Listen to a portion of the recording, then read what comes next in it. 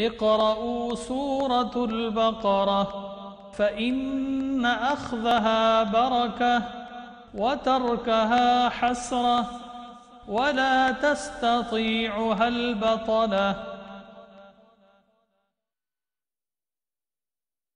نحمده ونصلي على رسوله الكريم اما بعد فاعوذ بالله من الشيطان الرجيم بسم الله الرحمن الرحيم رب اشرح لي صدري ويسر لي امري واحلل عقدة من لساني يفقهوا قولي حافظوا على الصلوات والصلاة الوسطى وقوموا لله قانتين.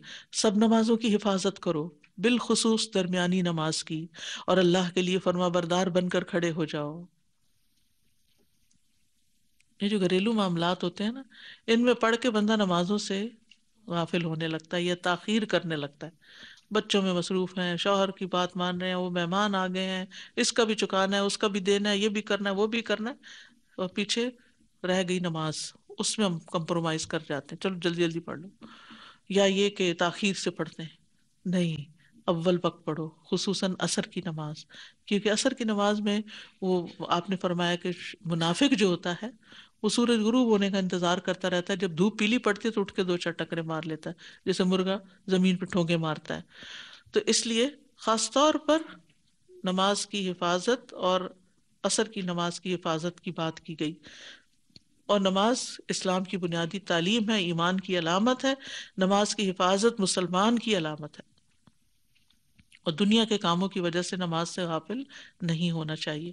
نماز کا وقت داخل ہوتے ہی کام کاج چھوڑ کے نماز کی طرف چل پڑنا چاہیے. حالت جنگ میں بھی نماز کی حفاظت کا حکم ہے. صلاۃ الخوف کی تفصیل آتی ہے قرآن میں کہ دیر اینڈ دین اسی وقت انسان پڑھے، اس کا پورا طریقہ سکھایا گیا ہے. پھر اسی طرح نبی صلی اللہ علیہ وسلم کے جو آخری کلمات تھے وہ کیا تھے؟ نماز کی حفاظت کرو، الصلاۃ الصلاۃ، اور اپنے غلاموں کے بارے میں اللہ سے ڈرو. تو جو نماز کی حفاظت کرے گا وہ دیگر عبادات کی بھی حفاظت کرے گا، وہ بندوں کے حقوق کی بھی حفاظت کرے گا. اور ایسے لوگوں سے اللہ کا وعدہ ہے والذین هم علی صلاتهم یحافظون اولئک فی جنات مکرمون. جو اپنی نمازوں کی حفاظت کرتے ہیں یہی لوگ جنتوں میں عزت دیے جانے والے ہیں. نبی صلی اللہ علیہ وسلم نے فرمایا جو ایمان کے ساتھ انہیں ادا کرے گا وہ جنت میں داخل ہوگا. یعنی جس نے 5 نمازوں کی، ان کے وضو، رکوع اور سجود اور اوقات کی حفاظت کی. کس کس چیز کی؟ وضو کی، رکوع، سجدہ اور وقت کی. یعنی جب جلدی پڑتا نا تو انسان سجدے رکوع میں ہلتے ہلتے ہی اٹھ کھڑا ہوتا تو وہ نہیں ہوتی ادا. جو فرض نمازوں کی حفاظت کرتا وہ غافلوں میں نہیں لکھا جاتا. اور عصر کے وقت جو ہے وہ فرشتے حاضر ہوتے ہیں، اور نبی صلی اللہ علیہ وسلم نے خاص طور پر عصر کی نماز چھوڑنے کو اعمال کی بربادی کا باعث بتایا. فرمایا جس نے عصر کی نماز چھوڑ دی اس کے اعمال ضائع ہو گئے، باطل ہو گئے، گویا اس کا گھر بار برباد ہو گیا. یعنی جو عصر کی نماز چھوڑ دے. وقوموا للہ قانتین، اور اللہ کے لیے فرما بردار بن کے کھڑے ہو جاؤ. تو نماز میں قیام بھی فرض ہے. یعنی نماز کے دوران نہ تو کھڑے ہو کے بات چیت کرنی چاہیے، اور خشوع کے ساتھ کھڑے ہونا چاہیے. جو اذکار اور سورۃ فاتحہ وغیرہ بتائے گئے ہیں وہ پڑھنی چاہیے، اور نماز میں لمبا قیام کرنا چاہیے. قیام جو ہے یہ نماز کا ایک رکن ہے، اور جو قدرت رکھتا ہے اس کے لیے قیام کرنا لازم ہے. نبی صلی اللہ علیہ وسلم نے اس کا حکم دیا ہے. اور لمبے قیام والی نماز زیادہ افضل ہوتی ہے، جس میں انسان زیادہ لمبا کھڑا ہوتا ہے. جس کو ظاہر ہے قرآن زیادہ یاد ہوگا وہ لمبا قیام بھی کر سکے گا، تو اس کے لیے پھر قرآن حفظ کرنا چاہیے، کچھ لمبی لمبی صورتیں. اور انفرادی نمازوں میں زیادہ طویل قیام کرنا چاہیے. اگر جماعت کا وقت ہو، آپ امام ہو، تو پھر بہت لمبی نماز نہ پڑھائیں، کیونکہ اس سے دوسروں کو تکلیف ہوتی. اور یہ جو کہا گیا نا للہ قانتین، تو اس میں خشوع کا بھی حکم ہے، یعنی فرما بردار بن کر، کیونکہ یہ جنت کو واجب کرنے والا عمل ہے. جس لحاظ سے نماز کے اندر حسن اور خوبصورتی ہوگی اسی لحاظ سے اجر و ثواب ہوگا. خشوع جو ہے، خشوع نہ کرنے والوں کی مذمت بھی کی گئی ہے. تو اللہ سبحانہ و تعالیٰ ہمیں بہترین نمازوں کی توفیق دے. فَإِنْ خِفْتُمْ فَرِجَالًا أَوْ رُكْبَانًا فَإِذَا أَمِنْتُمْ فَاذْكُرُوا اللَّهَ كَمَا عَلَّمَكُمْ مَا لَمْ تَكُونُوا تَعْلَمُونَ. پھر اگر تمہیں دشمن کا خوف ہو تو پیدل یا سواری بھری نماز پڑھ لو، جس حال میں ہو پڑھ لو. ویسے تو منع ہے پیدل نماز پڑھنا، چلتے چلتے نماز منع ہے، یا گاڑی چلاتے چلاتے یا گاڑی میں بیٹھ کے نماز پڑھنا منع ہے فرض.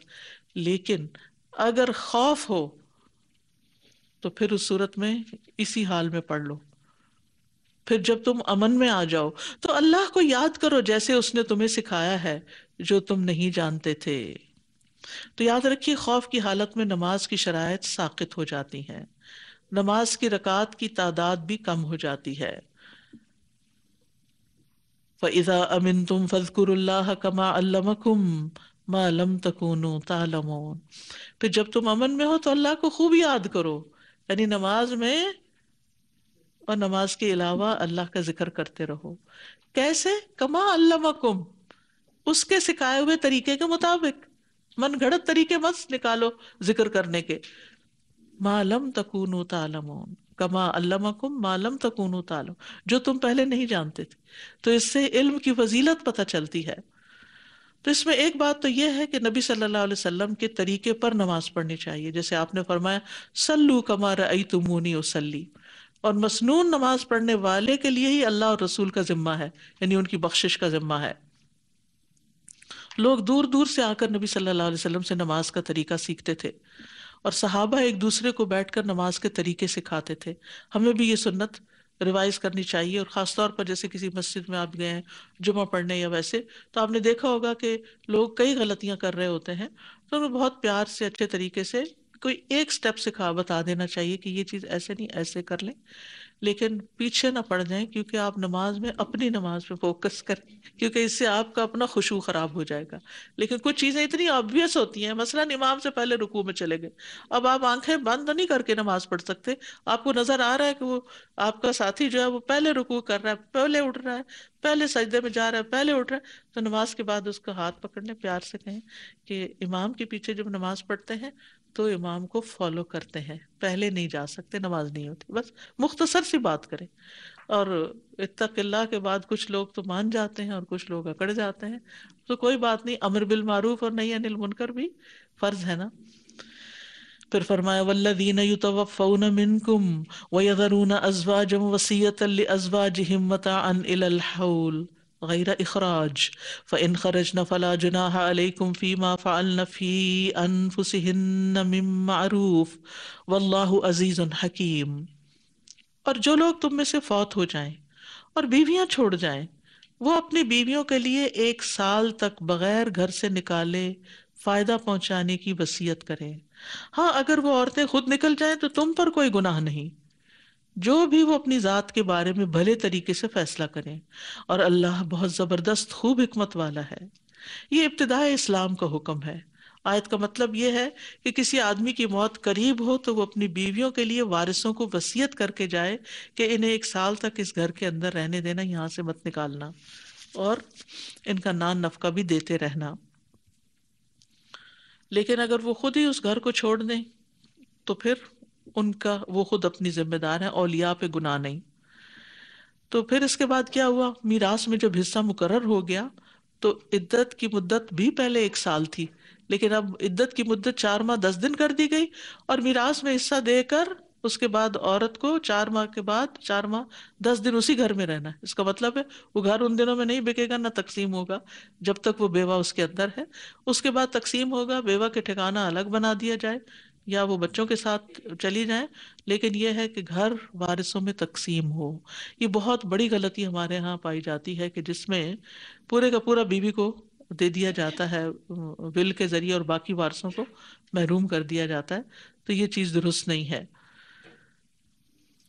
زمانہ جاہلیت میں عدت کی بہت خراب قسم کی رسمیں ہوتی تھیں. یعنی جب کسی عورت کا شوہر فوت ہو جاتا تو اس کو ایک نہایت تنگ و تاریک کوٹھڑی میں داخل کر دیا جاتا، برے برے کپڑے پہنتی، خوشبو نہیں لگاتی، یہاں تک کہ نہاتی دھوتی بھی نہیں تھی، اور اس کے اندر اتنی گندگی اور سڑاند ہو جاتی تھی کہ کوئی جانور بھی اس کے پاس لایا جاتا تھا تو وہ بھی مرنے کے قریب ہو جاتا تھا. تو اسلام نے آ کر یہ ایسی ناروا پابندیاں ہٹا دیں. وَلِلْمُطَلَّقَاتِ مَتَاعٌ بِالْمَعْرُوفِ حَقًّا عَلَى الْمُتَّقِينَ. اور طلاق یافتہ عورتوں کو بھلے طریقے سے کچھ فائدہ یعنی متع طلاق دینا ہے. متقی لوگوں پر عورتوں کا یہ حق ہے، یہ ہر متعلقہ کے لیے حکم ہے.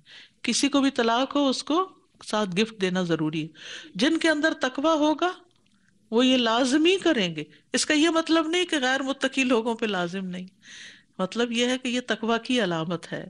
متقین کو اس بات پہ آمادہ کیا گیا کہ یہ تمہارا امتحان ہے کہ تم کس درجے کے مسلمان ہو. تو اس سے یہ بھی پتہ چلتا ہے کہ جب انسان اس طرح کے کام کرتا ہے تو اس کے تقویٰ میں اضافہ ہوتا ہے، اور جب انسان یہ کام نہیں کرتا تو اس کے تقویٰ کا لیول بھی کم ہو جاتا ہے. كَذَلِكَ يُبَيِّنُ اللَّهُ لَكُمْ آيَاتِهِ لَعَلَّكُمْ تَعْقِلُونَ.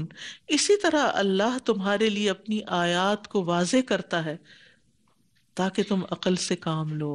یہ جتنی بھی آیات اوپر گزری ان سب کی طرف اشارہ ہے، کیونکہ خاندانی زندگی سے متعلق جتنے احکامات تھے ان کو یہاں ریپ اپ کر دیا گیا اس آیت کے ساتھ، کہ اللہ کی حدود، حلال حرام احکام جن میں تمہارا فائدہ ہے، یہ سب اللہ نے تمہیں بتا دیے ہیں. جو ان کو پڑھے گا سمجھے گا وہ ان پہ عمل کرے گا وہ محسن اور متقی ہوگا، اور جو ایسا نہیں کرے گا وہ اپنے آپ پر ظلم کرے گا. تو یہ اس ظلم سے باہر نکلنا چاہیے اور لوگوں تک یہ تعلیم پہنچانی چاہیے تاکہ وہ بہتر طریقے سے اپنی زندگیاں بسر کر سکیں. اس کے بعد پارے کے اختتام تک 2 واقعات بتائے گئے. بعض مفسرین کا کہنا ہے کہ یہ دونوں بنی اسرائیل سے متعلق ہیں. ایکچولی اگر دیکھا جائے تو قرآن مجید میں بنی اسرائیل سے متعلق بہت سے واقعات ملتے ہیں، بلکہ سب سے زیادہ واقعات انہی کے پائے جاتے ہیں. تو بہرحال پہلے واقعے کے بارے میں تو شور نہیں کہ یہ بنی اسرائیل ہیں یا کوئی اور ہیں، لیکن دوسرا واقعہ بہرحال بنی اسرائیل سے متعلق ہے. أَلَمْ تَرَ إِلَى الَّذِينَ خَرَجُوا مِنْ دِيَارِهِمْ وَهُمْ أُلُوفٌ حَذَرَ الْمَوْتِ فَقَالَ لَهُمُ اللَّهُ مُوتُوا ثُمَّ أَحْيَاهُمْ إِنَّ اللَّهَ لَذُو فَضْلٍ عَلَى النَّاسِ وَلَكِنَّ أَكْثَرَ النَّاسِ لَا يَشْكُرُونَ.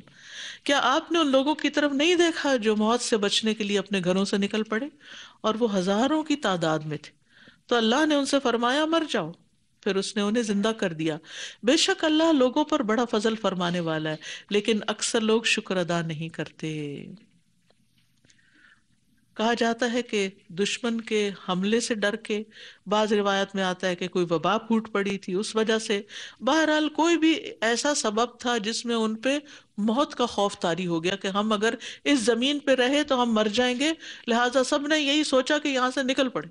اور جب نکلے تو ایک نہیں دو نہیں، وہم الوف، ہزاروں کی تعداد میں تھے، سارے کے سارے اپنے گھر بار چھوڑ گئے. اور یہ بڑی حیرت انگیز بات ہوتی ہے کہ ہزاروں کے حساب سے کوئی لوگ جو ہیں وہ گھروں سے نکل پڑے کہ موت کے ڈر سے. لیکن ہوا کیا؟ جب نکلے تو اللہ تعالیٰ نے جہاں وہ گئے وہیں مار دیا ان کو. پھر ثم احیاہم، پھر زندہ کیا. یہ حیرت انگیز بات ہے. ہزاروں لوگ مار بھی دیے، ہزاروں لوگ اٹھا بھی دیے. قیامت کے دن ایسا ہی ہوگا. یہ بتانے کا مقصد یہی ہے کہ اللہ کے لیے ایک لمحے میں سب مخلوق کو اٹھا دینا آسان ہے، اس کے لیے کچھ مشکل نہیں. لیکن ہوا کیا؟ اس واقعے میں ایک سبق ہے جس کی وجہ سے یہ واقعہ بیان کیا جا رہا ہے، اور وہ کیا ہے کہ تقدیر کے مقابلے میں تدبیر کام نہیں آتی. کیونکہ اگر ان کی موت لکھی تھی وہاں تو موت نکلنے کے بعد بھی آ گئی. ہر انسان کی موت کا وقت لکھا ہوا ہے، جگہ بھی مقرر ہے، لہٰذا وہ اس موقع پر کوئی اس کو بچا نہیں سکتا، نہ ڈاکٹروں کی ٹیم اور نہ کوئی بہترین دوائیاں اور نہ بڑے بڑے ہسپتال. تو اس لیے انسان کو موت کے لیے پریپیئرڈ ہونا چاہیے، لیکن موت کے خوف سے اپنے فرائض کو چھوڑ کے کہیں بھاگنا نہیں چاہیے. اور ایک اور بات یاد رکھنی چاہیے کہ اللہ کی پکڑ سے ہم نہیں بچ سکتے، کوئی جائے پناہ نہیں. اگر کوئی شخص یہ کہے کہ اس جگہ اس زمین اس موقع پر میری کوئی شامت آ سکتی تو میں جو ہے کہیں اور چلا جاؤں تو اللہ تعالیٰ مجھے وہاں نہیں پکڑے گا، تو ایسا نہیں ہو سکتا. ہاں یہ الگ بات ہے، کوئی نقصان دہ چیز ہے، کوئی زلزلہ آیا تو گھر سے باہر نکلیں گے، کوئی پانی آیا تو چھت پہ چڑھ جائیں گے، سیلاب آ رہا ہے، یہ کوئی وہ چیز بچاؤ کرنا چاہیے. لیکن یہ سوچ کے کہ کسی اور جگہ چلے گئے تو وہاں نہیں مریں گے، یہ ممکن نہیں. موت ایسی چیز ہے جو ماں کے پیٹ میں لکھ دی جاتی. تو اس لیے مومن جو ہے وہ موت سے نہیں ڈرتا. خالد بن ولید رضی اللہ عنہ ایسے تھے کہ جن کے جسم کے ہر عضو پر تینوں تلواروں کے نشان تھے، لیکن وہ اپنے بستر پہ فوت ہوئے. میدان جنگ میں شہادت نہیں ملی. تو موت کا وقت اور جگہ مقرر ہے اور اس میں کمی بیشی نہیں ہو سکتی. وَلَن يُؤَخِّرَ اللَّهُ نَفْسًا إِذَا جَاءَ أَجَلُهَا وَاللَّهُ خَبِيرٌ بِمَا تَعْمَلُونَ. اور اللہ کسی جان کو ہرگز مہلت نہیں دے گا جب اس کا وقت آ گیا، اور اللہ اس سے پوری طرح باخبر ہے جو تم کر رہے ہو. تو انسان کو موت کو یاد بھی رکھنا چاہیے اور تیاری بھی کرنی چاہیے. خالی یاد کا کوئی فائدہ نہیں، تیاری ضروری ہے. اقرأوا سورة البقرة فإن أخذها بركة وتركها حسرة ولا تستطيعها البطلة. اقرأوا سورة البقرة فإن أخذها بركة وتركها حسرة ولا تستطيعها البطلة. زندگی اور موت اللہ کے ہاتھ میں، نفع نقصان اللہ کے ہاتھ میں، اسی کو اس کا مالک سمجھنا چاہیے. اور جب اللہ کوئی ہمیں نعمت عطا کرے تو شکر ادا کرنا چاہیے، کیونکہ اللہ تعالیٰ شکوہ کر رہے ہیں بندوں سے کہ اکثریت لوگوں کی میجورٹی جو ہے وہ ناشکری ہے. تو ہمیں اس سے ڈرنا چاہیے. ناشکری جو ہے وہ کفر ہے، تو اس کفر سے بچنا چاہیے جو اللہ کو ناراض کرنے والا ہے. وَقَاتِلُوا فِي سَبِيلِ اللَّهِ وَاعْلَمُوا أَنَّ اللَّهَ سَمِيعٌ عَلِيمٌ. اور اللہ کے راستے میں جنگ کرو اور خوب جان لو کہ اللہ خوب سننے والا، خوب جاننے والا ہے. یعنی وہ دشمن کے ڈر سے بھاگے تھے تو کہا کہ دشمن کا مقابلہ کرنا چاہیے اور اللہ کی خاطر کرنا چاہیے، نہ کہ بھاگ نکلنا چاہیے. پھر فرمایا من ذا الذی، کیونکہ جو ہمارے دین میں آپ دیکھیے کہ جنگیں ہر قوم و ملت میں ہوتی. یعنی کتنے ہی ملک ہیں جو خود انویٹ کر دیتے ہیں، خود جنگیں شروع کر دیتے ہیں. بلکہ ہم تاریخ، انسانوں کی تاریخ جو اگر ہسٹری کی کوئی بھی کتاب پڑھیں تو سب سے زیادہ آپ کو کیا چیز ملے گی؟ جنگوں کے حالات ملیں گے، کہ جہاں بادشاہوں کے قصے وہاں ساتھ جنگیں بھی ہیں. دیکھیں کامن فینومینا. لیکن اسلام ان سب سے الگ ہٹ کر جنگ کا مقصد بتاتا ہے، اور وہ کیا ہے؟ صرف اللہ کے دین کی خاطر، اللہ کو راضی کرنے کے لیے. من ذا الذی یقرض اللہ قرضا حسنا فیضاعفہ لہ اضعافا کثیرہ واللہ یقبض ویبسط والیہ ترجعون. کون ہے وہ جو قرض دے اللہ کو قرض حسنا تو وہ اسے اس کے لیے کئی گنا زیادہ بڑھا دے، اور اللہ ہی تنگی کرتا ہے اور کشادگی بھی، اور اسی کی طرف تم لوٹائے جاؤ گے. جب جہاد ہوتا ہے، جنگ ہوتی ہے، تو پھر مال کی بھی ضرورت پڑتی ہے. پہلے زمانے میں، نبی صلی اللہ علیہ وسلم کے زمانے میں کوئی اسٹیبلشڈ آرمی نہیں ہوتی تھی، کوئی اس کے ٹیکسز نہیں ہوتے تھے، کوئی سسٹم نہیں تھا. تو لوگ ہر جنگ کے موقع پر اپنے مال و متاع اللہ کے راستے میں دیتے تھے، اور اس سے گھوڑے، تلواریں، تیر وغیرہ خریدے جاتے تھے اور جنگ کی جاتی تھی. تو اس ایسے مال کو جو اللہ کے دین کی ترقی کے لیے دیا جائے، چاہے وہ جنگ میں دیا جائے، چاہے وہ اس کے علاوہ جیسے تعلیم کے لیے دیا جائے، یا کوئی جیسے مساجد بنانے کے لیے، یا کوئی، یہ سب اللہ اس کو اپنے ذمہ قرض لیتا ہے. کیونکہ اب آپ مسجد بنائیں گے، مسجد تو آپ کو کچھ نہیں دے گی. یا آپ کسی طالب علم کو پڑھاتے ہیں یا کوئی کتابیں خرید کے دیتے ہیں، تو وہاں سے آپ کو کیا ریٹرن ملے گا؟ ہاں، اللہ کے طرف سے تو ملے گا. تو اس کو اللہ تعالیٰ اپنے اوپر قرض قرار دیتے ہیں. تو قرض حسنہ، اور قرض ہی نہیں، قرض حسنہ قرار دیتے ہیں. اور یہ اللہ کی راہ میں خرچ کرنا ہے، کیونکہ جب انسان اللہ سبحانہ وتعالیٰ کے راستے میں خرچ کرتا ہے تو اس کا فائدہ انسان ہی کو پہنچتا ہے. اور اللہ تعالیٰ کا وعدہ ہے کہ پورا پورا واپس لوٹاؤں گا. نہ صرف یہ کہ اتنا، بلکہ کئی گنا بڑھا کر، 700 گنا. اور پھر ایک لقمہ پہاڑ بن جاتا ہے. اور صدقے کا اجر جنت کے دروازے پہ لکھا ہوا ہے کہ صدقے کا ثواب 10 گنا اور قرضے کا ثواب 18 گنا ہے. بہرحال آپ دنیا میں کہیں مال انویسٹ کرتے ہیں، کتنے % ملتا ہے؟ 10%. یہاں کیا ہے؟ 700 گنا. جو فی سبیل اللہ خرچ کرتے ہیں ان کی مثال وہ ایک بالی کی طرح ہے جس میں 100 دانے، اور پھر ایک دانے سے 7 بالیاں نکلی تو 700 ہو گئے، اور اللہ اس سے بھی زیادہ بڑھا دیتا ہے. تو اللہ کی خاطر جو مال انسان خرچ کرتا ہے اس کا صرف 10 گنا ثواب نہیں، بہت زیادہ اجر و ثواب ہے. اس لیے دین کے راستے میں، دین کی تعلیم کے لیے، تبلیغ کے لیے، اس کو پھیلانے کے لیے، اس کی نشر و اشاعت کے لیے، اس میں جتنی بھی چیزیں استعمال ہو رہی ہوں وہ ساری کی ساری اللہ کے ذمہ قرض ہوتی چلی جاتی ہیں. اور اللہ قبض بھی کرتا ہے اور اللہ پھیلا بھی دیتا ہے، روک بھی لیتا ہے، دے بھی دیتا ہے، اور اسی کی طرف تم لوٹائے جاؤ گے. یعنی رزق تنگ کرنا اور کشادہ کرنا اللہ کے اختیار میں ہے، اور جس کو چاہتا ہے جتنا چاہتا ہے وہ دیتا ہے، اور دیتے دیتے روک بھی سکتا ہے. اگر تم اللہ کے پاس اللہ کی راہ میں خرچ نہیں کرو گے تو مت سوچو کہ ہم مال ہمیشہ تمہارے ہی پاس رہے گا، اللہ کسی اور طریقے سے بھی نکلوا لے گا. اللہ کے پاس کمی نہیں ہے، اللہ کو ضرورت نہیں ہے، لیکن یہ بندوں کا امتحان ہوتا ہے کہ رزق کی کشادگی بندوں کے لیے آزمائش بن جاتی ہے. تو اللہ کی اطاعت جو ہے یا اللہ کے راستے میں خرچ کرنے سے رزق میں اضافہ ہوتا ہے، اور یہ شکر ادا کرنے کا طریقہ ہے.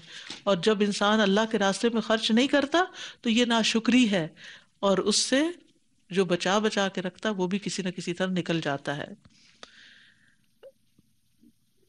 نبی صلی اللہ علیہ وسلم یہ دعا بھی مانگا کرتے تھے، اللہم لا قابض لما بسطت ولا باسط لما قبضت ولا ہادی لمن اضللت ولا مضل لمن ہدیت ولا معطی لما منعت ولا مانع لما اعطیت ولا مقرب لما باعدت ولا مباعد لما قربت واعوذ بک من شر ما اعطیتنا ومن شر ما منعتنا. اے اللہ جو تو پھیلا دے اسے کوئی سمیٹنے والا نہیں، جو تو سمیٹ لے یعنی روک لے اسے کوئی پھیلانے والا نہیں، جسے تو گمراہ کر دے اسے کوئی ہدایت دینے والا نہیں، جسے تو ہدایت دے اسے کوئی گمراہ کرنے والا نہیں. یعنی سب چیزیں ہوتی اسی کے اذن سے، سب چیزیں اسی کے اذن سے ہوتی ہیں. اور جس سے تو روکے اسے کوئی دینے والا نہیں، اور جسے تو دے اس کو کوئی روکنے والا نہیں، جسے تو دور کر دے اسے کوئی قریب کرنے والا نہیں، اور جسے تو قریب کر لے اسے کوئی دور نہیں کر سکتا. اور میں تیری پناہ مانگتا ہوں اس چیز کے شر سے جو تو نے ہمیں عطا کی، اور اس چیز کے شر سے جو تو نے ہم سے روک لی. یعنی کچھ چیزیں ملتی ہیں تو اس میں ہم خوش ہو جاتے ہیں، لیکن اس کے اندر سے بھی شر نکل آتا ہے. اور کچھ چیزیں نہیں ملتی تو ہم اداس ہوتے ہیں، حالانکہ اللہ نے ہم سے شر روکا ہوتا ہے نہ دے کے. تو جب کوئی چیز ملتے ملتے رک جائے، بعض اوقات ایسا ہوتا ہے نا، کوئی منگنی ہوتی ٹوٹ جاتی ہے، رشتہ لیا سب کچھ ہوا پھر ختم ہو گیا، تو آپ یا ایون شادی ہو گئی تب بھی تو آپ سوچتے ہیں ہمارے ساتھ اچھا نہیں ہوا، پتہ نہیں اللہ نے کون سا شر روکا. عسیٰ ان تحبوا شیئا وہو شر لکم، ہو سکتا ہے کہ وہ شادی ہو جاتی اور بچے ہو جاتے تو بڑے مسائل میں گر جاتے تم. پھر دوسرا قصہ، الم تر الی الملأ من بنی اسرائیل من بعد موسیٰ اذ قالوا لنبی لہم ابعث لنا ملکا نقاتل فی سبیل اللہ قال هل عصیتم ان کتب علیکم القتال الا تقاتلوا قالوا وما لنا الا نقاتل فی سبیل اللہ وقد اخرجنا من دیارنا وابنائنا فلما کتب علیہم القتال تولوا الا قلیلا منہم واللہ علیم بالظالمین. کیا آپ نے موسیٰ کے بعد علیہ السلام بنو اسرائیل کے سرداروں کی ایک جماعت کو نہیں دیکھا؟ یعنی معلوم نہیں، دیکھنے سے مراد یہاں کیا آپ کو معلوم نہیں؟ جب انہوں نے اپنے نبی سے کہا کہ ہمارے لیے ایک بادشاہ مقرر کر دیں تاکہ ہم اس کی قیادت میں اللہ کے راستے میں لڑیں، اس نبی نے کہا کیا امید کی جا سکتی ہے تم سے کہ اگر تم پر جنگ کرنا فرض کر دیا جائے تو تم نہ لڑو؟ انہوں نے کہا اور کیا ہے ہمیں کہ ہم اللہ کے راستے میں نہ لڑیں جبکہ ہم اپنے گھروں اور بیٹوں سے نکال دیے گئے. پھر جب ان پر جنگ کرنا فرض کر دیا گیا تو ان میں سے چند ایک کے سوا سب منہ موڑ گئے، اور اللہ ظالموں کو خوب جاننے والا ہے. تو یہاں بنی اسرائیل حسب عادت اپنے طریقوں پر نظر آتے ہیں. ابن کثیر وغیرہ مفسرین نے جو واقعہ بیان کیا اس کا خلاصہ کچھ یوں ہے کہ موسیٰ علیہ السلام کے دنیا سے جانے کے بعد بنو اسرائیل کچھ عرصہ تو ٹھیک رہے، لیکن پھر ان میں انحراف آ گیا، دین میں بدعات ایجاد کر لی، حتیٰ کہ بتوں کی پوجا شروع کر دی. انبیاء ان کو روکتے لیکن یہ باز نہ آتے، حتیٰ کہ ان کو بھی قتل کر دیتے. قرآن پیچھے آپ پڑھ چکے ہیں، انبیاء کو قتل کرتے تھے. تو ان خرابیوں کے نتیجے میں اللہ نے ان کے دشمنوں کو ان پر مسلط کر دیا، جنہوں نے ان کے علاقے بھی ان سے چھین لیے اور ان کی ایک بڑی تعداد کو قیدی بھی بنا لیا، اور ان میں نبوت وغیرہ کا سلسلہ بھی کچھ منقطع ہو گیا. پھر بالآخر بعض لوگوں کی دعاؤں کے نتیجے میں ایک نبی پیدا ہوئے سموئیل، جن کا نام بتایا جاتا ہے. انہوں نے دعوت و تبلیغ کا کام شروع کیا. تو کچھ لوگ اکٹھے ہو کر ان کے پاس آئے اور مطالبہ کیا کہ ہمارے لیے ایک بادشاہ مقرر کریں جس کی قیادت میں ہم دشمنوں سے لڑیں. تو پیغمبر نے ان کے پچھلے کردار کے مطابق کہا کہ مطالبہ تو تم کر رہے ہو، لیکن میرا اندازہ یہ ہے کہ تم اپنی بات پہ قائم رہنے والے نہیں ہو. چنانچہ ایسا ہی ہوا جیسے قرآن نے کہا. تو بہرحال اس آیت سے یہ بھی پتہ چلتا ہے کہ کسی بڑے کام کے کرنے کے لیے، منظم طور پہ کام کرنے کے لیے کسی کو امیر مقرر کرنا، ذمہ دار مقرر کرنا ضروری ہوتا ہے. پھر اسی طرح یہ ہے کہ جو کام انسان کر نہ سکے اس کے لیے بڑے بڑے دعوے نہیں کرنے چاہیے، اور اس کے لیے دوسروں سے تعاون کے مطالبے نہیں کرنے چاہیے. مثلا کوئی شخص فنڈ ریزنگ شروع کر دے، میں ایک ہاسپٹل بنانے جا رہا ہوں تو تم میرے لیے فنڈ اکٹھا کرو.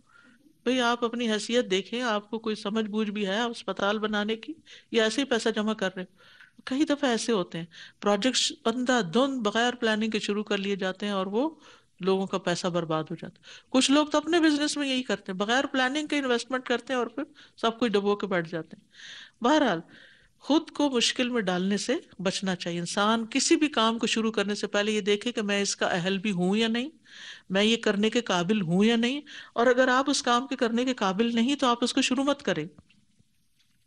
اسی طرح خود کو فتنوں میں بھی نہیں ڈالنا چاہیے، بلکہ عافیت کی دعا مانگنی چاہیے، جیسے نبی صلی اللہ علیہ وسلم نے عافیت کی دعا سکھائی صبح شام پڑھنے کی، اور اسی طرح خاص طور پر فتنہ دجال سے بچنے کی دعا. اب کیا ہوا؟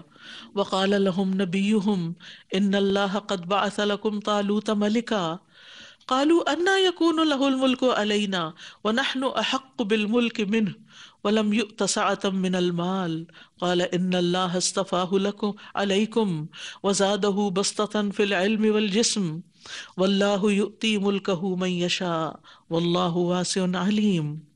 اور ان کے نبی نے ان سے کہا کہ بے شک اللہ نے تمہارے لیے طالوت کو بادشاہ مقرر کر دیا ہے. تو انہوں نے کہا اس کی بادشاہت ہم پر کیسے ہو سکتی ہے جبکہ ہم خود اس سے زیادہ بادشاہت کے حقدار ہیں، اور اسے تو مالی وسعت بھی عطا نہیں کی گئی. اس پر نبی نے کہا بے شک اللہ نے اسے تم پہ چن لیا، یہ اللہ کا فیصلہ ہے، اور اسے علم اور جسم کے اعتبار سے زیادہ وسعت دی ہے، اور اللہ جسے چاہتا ہے اپنی بادشاہت عطا کرتا ہے، اور اللہ وسعت والا خوب جاننے والا ہے. اصل میں طالوت اس نسل سے نہیں تھے جس سے بنی اسرائیل کے بادشاہوں کا سلسلہ چلا آ رہا تھا. یہ ایک غریب اور عام فوجی تھے، اس لیے انہوں نے ان پر اعتراض کیا.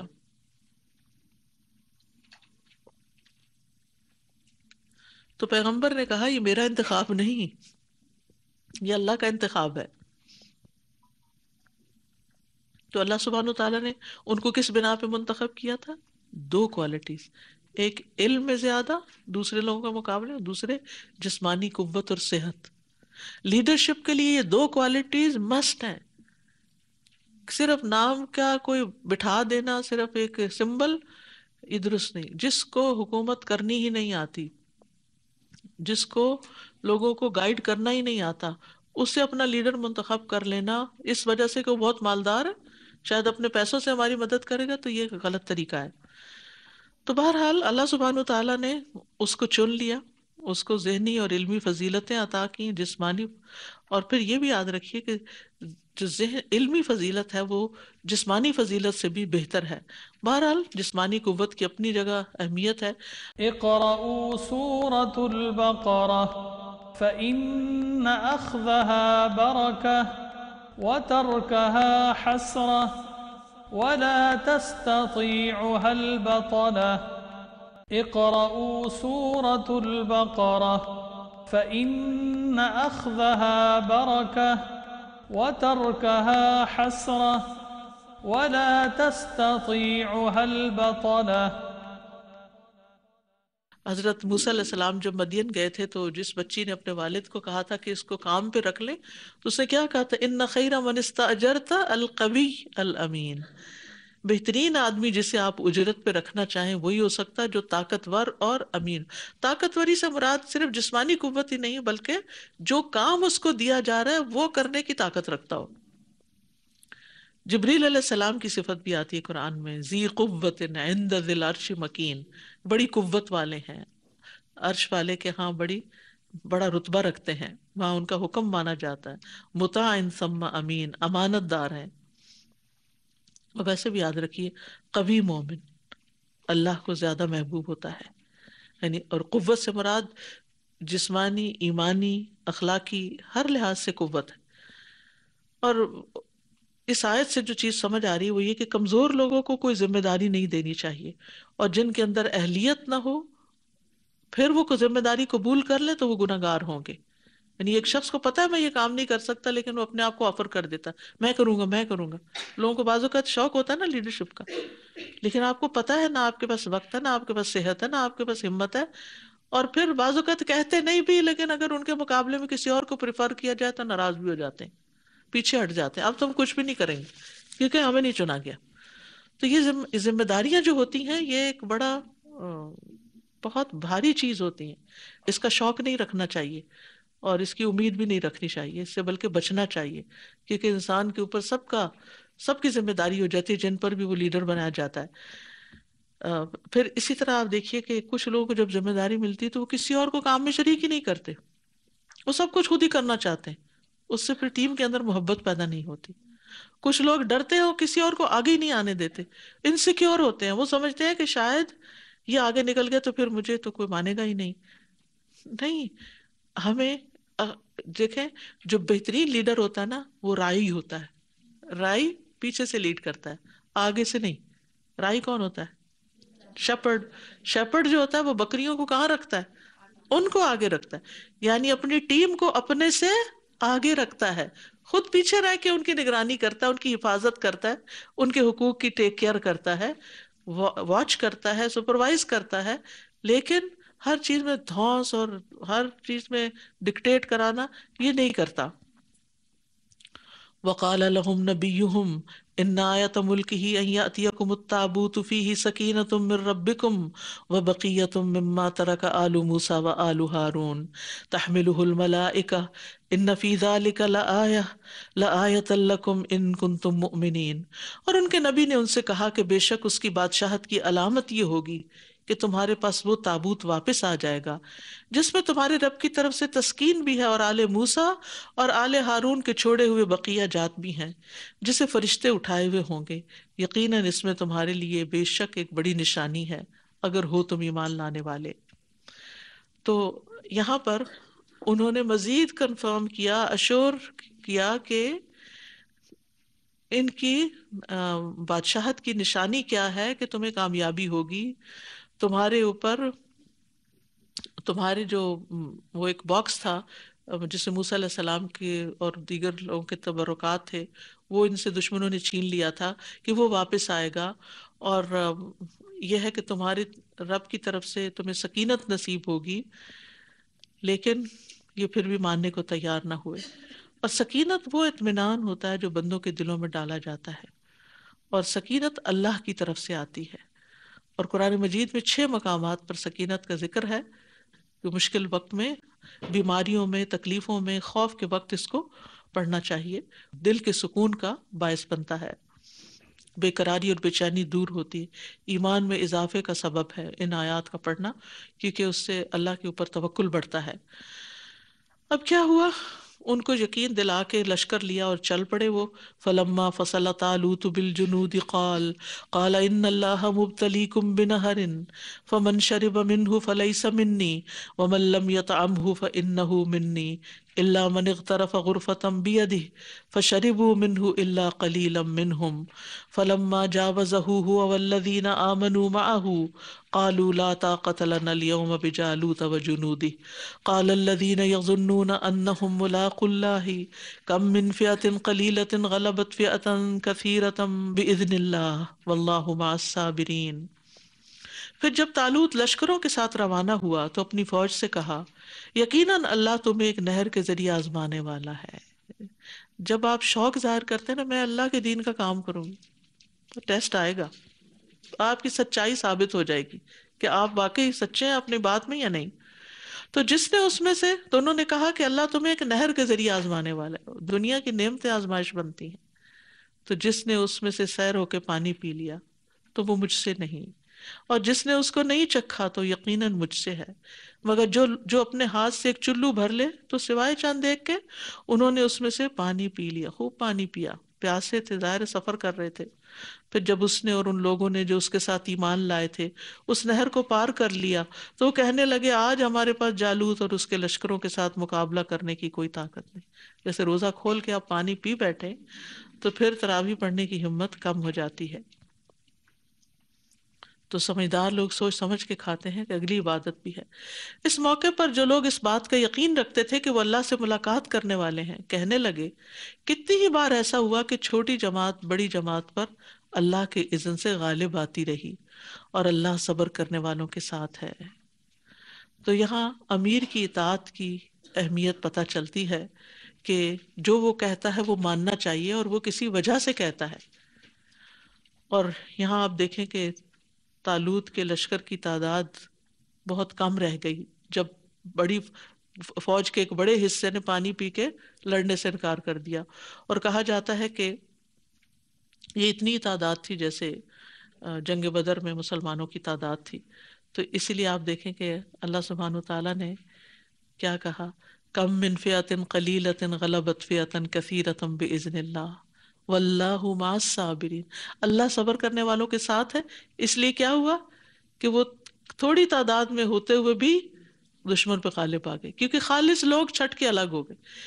بڑے ہی کام کی بات ہے، ضروری نہیں کہ لوگوں کی بھیڑ ہی بہت اچھا کام کرے، چند چنے ہوئے مخلص لوگ، مخلص ساتھی دین کے کام میں کئی بڑے بڑے نتائج پیدا کر دیتے ہیں بنسبت ایک ہجوم کے لوگوں کے جو کسی کام کاج کے نہیں ہوتے اور کوئی بات ماننے کو تیار نہیں ہوتے۔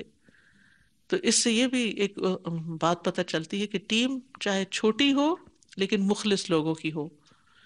وَلَمَّا بَرَزُوا لِجَالُوتَ وَجُنُودِهِ قَالُوا رَبَّنَا أَفْرِغْ عَلَيْنَا صَبْرًا وَثَبِّتْ أَقْدَامَنَا وَانصُرْنَا عَلَى الْقَوْمِ الْكَافِرِينَ۔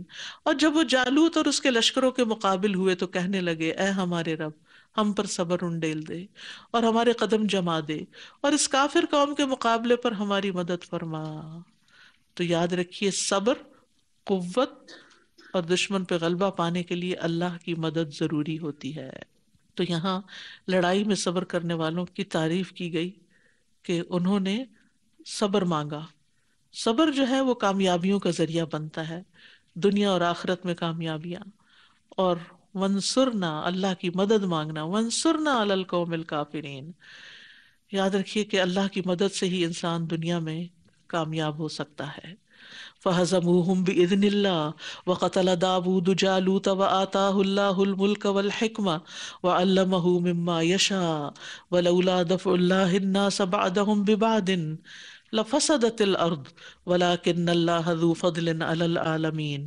تو انہوں نے اللہ کے اذن سے ان دشمنوں کو شکست دے دی، اور داؤد نے جالوت کو قتل کر دیا، اور اللہ نے اسے بادشاہت اور حکمت عطا کی اور اسے جو چاہا سکھایا۔ اور اگر اللہ بعض لوگوں کو بعض کے ذریعے نہ ہٹائے تو زمین میں فساد پھیل جائے، لیکن اللہ جہان والوں پر فضل فرمانے والا ہے۔ تو اللہ تعالیٰ نے داؤد علیہ السلام کے ذریعے دشمن کو شکست دلوا دی۔ داؤد علیہ السلام اس لشکر طالوت میں ایک عام سپاہی کی حیثیت سے داخل تھے، لیکن ایسی بہادری کے جوہر دکھائے کہ اللہ نے اس کے صلے میں ان کو بادشاہت اور نبوت دونوں عطا کر دی۔ جب آپ دین کا کام بے لوث ہو کر کرتے ہیں، بغیر کسی لالچ کے اور عاجزی کے ساتھ کرتے ہیں، ایک معمولی انسان کی حیثیت سے، ضروری نہیں کہ لیڈر کی حیثیت سے۔ یہاں اللہ تعالیٰ نے طالوت کا ذکر نہیں کیا، داؤد علیہ السلام کا کیا، اور پھر ان کو ملنے والے انعام کا ذکر کیا۔ ہم بعض اوقات دین کا کام کرتے ہیں، لوگوں سے انعام کی توقع رکھ بیٹھتے ہیں، یہ مجھے کیا دے گا، وہ مجھے کیا دے گا۔ جو اللہ دینے والا نا آپ کو دنیا میں اور آخرت میں، وہ کوئی بھی نہیں دینے والا۔ تو اس لیے ہمیں ہمیشہ اپنی نیتوں کو پیوریفائی کرتے رہنا چاہیے کہ مجھے لوگوں سے کچھ نہیں چاہیے، اللہ ہی دے گا، اللہ ہی دلوائے گا، اور اللہ پھر دیتا تو لوگوں ہی کے ذریعے ہے، پھر وہ ایسے ایسے ذریعے پیدا کر دیتا ہے جو انسان سوچ بھی نہیں سکتا۔ اس لیے یہاں پر آپ دیکھیں کہ دین و دنیا دونوں ملے، بادشاہت بھی اور نبوت بھی۔ ضروری نہیں ہوتا کہ جو کام آپ کر رہے ہیں وہیں سے ہی آپ کا کچھ نکلے. کسی اور جگہ اللہ تعالیٰ آپ کو بڑی کامیابی دے دیتا ہے، آپ کی اولاد میں کچھ دے دیتا ہے، آپ کے رزق میں برکت ڈال دیتا ہے. آپ بے لوس ہو کے کام کریں. تلک آیات اللہ نتلوها علیک بالحق وانک لمن المرسلین. یہ اللہ کی آیات ہیں جنہیں ہم آپ پر حق کے ساتھ پڑھ رہے ہیں، اور یقیناً آپ رسولوں میں سے ہیں. یعنی یہ واقعات نبی صلی اللہ علیہ وسلم کی صداقت کی دلیل ہیں. آپ صلی اللہ علیہ وسلم نے یہ واقعات نہ کسی کتاب میں پڑھے اور نہ کسی سے سنے تھے، جس سے پتہ چلتا ہے کہ یہ غیب کی خبریں ہیں جو اللہ نے آپ کے اوپر وحی کے ذریعے نازل کی. اور پھر کیوں نازل کی اللہ نے یہ واقعات اور یہ سب کچھ؟ تاکہ لوگوں کو اس سے نصیحت حاصل ہو. اور اس واقعے سے خاص طور پر جو باتیں سیکھنے کو ملتی ہیں وہ یہ کہ معاملات کو سدھارنے کے لیے باہم مشورہ کرنا چاہیے. لیڈرز کا ایک گروپ اپنے نبی کے پاس مشورہ دینے کے لیے آیا.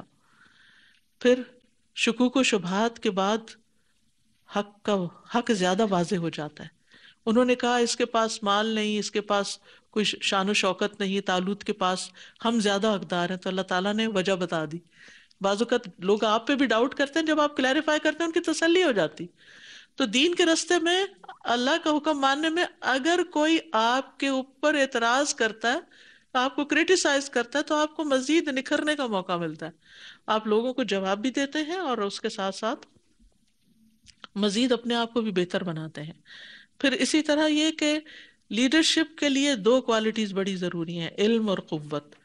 پھر یہ کہ کام جب انسان کرتا ہے تو دونوں چیزیں ہوتی ہیں، آزمائشیں بھی آتی ہیں اور انعام بھی آتے ہیں.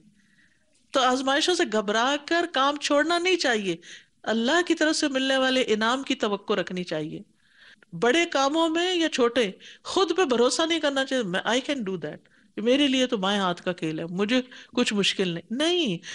اللہ کی مدد سے ہی کامیابی نصیب ہوتی ہے، اور اللہ تعالیٰ سچ کو جھوٹ سے الگ کر دیتا ہے آزمائش میں ڈال کے. جیسے سارے لشکر پیچھے بیٹھ گئے اور صرف 313 نے جا کے جنگ کی اور وہ کامیاب ہو گئے. اور یہ اللہ کی رحمت ہے کہ اللہ سبحانہ تعالیٰ محدود وسائل کے باوجود بھی کامیابیاں عطا کرتا ہے. وآخر دعوانا ان الحمد للہ رب العالمین. سبحانک اللہم وبحمدک اشہد ان لا الہ الا انت استغفرک واتوب الیک. السلام علیکم ورحمۃ اللہ وبرکاتہ. اقرأوا سورة البقرة فإن أخذها بركة وتركها حسرة ولا تستطيعها البطلة.